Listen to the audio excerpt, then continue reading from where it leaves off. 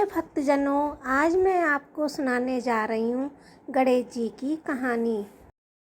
पुराने समय में रंती देव नाम का एक राजा था। उनके राज्य में एक ब्राह्मण रहता था जिसका नाम धर्मकेतु था। धर्मकेतु की दो पत्नियां थीं।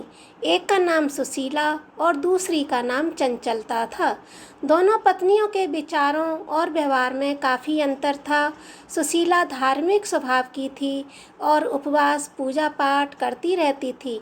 इसके विपरीत चंचलता भोग विलास में लीन रहती थी।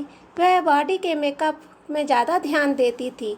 उनका किसी उपवास या पूजा से कोई लेना देना नहीं था। कुछ दिनों बाद धर्मकेतु की दोनों पत्नियों के बच्चे हुए। सुशीला की एक पुत्री थी। चंचलता ने एक पुत्र को जन्म दिया।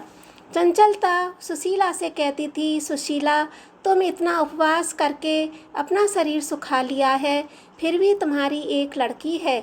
मैंने कोई उपवास या पूजा नहीं की, फिर भी मैंने पुत्र को जन्म दिया है। कुछ दिनों तक सुशीला सुनती रही, लेकिन जब वह बहुत ज़्यादा हो गया तो उसने बहुत दुख हुआ।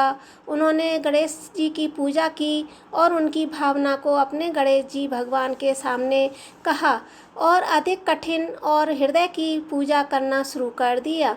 गणेश जी प्रसन्न हुए तो उनकी कृपा से सुशीला की पुत्री के मुख से बहुमूल्य मोती और मूंगे निकलने लगे।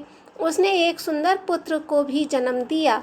इतने सौभाग्य से सुशीला कर्म जब जागा तो चंचलता के हृदय में ईर्ष्या होने लगी। उसने सुशीला की बेटी को कुएं में गिरा दिया, लेकिन सुशीला को विघ्न विनाशक गणेश जी का आशीर्वाद प्राप्त था। उसकी बेटी को कुछ नहीं हुआ और उसे कुएं से सुरक्षित बाहर निकाल लिया। उनकी हर विघ्न से रक्षा की।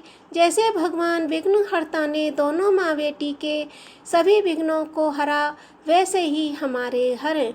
बोलो गणेश जी महाराज की जय। श्री गणेशाय नमः।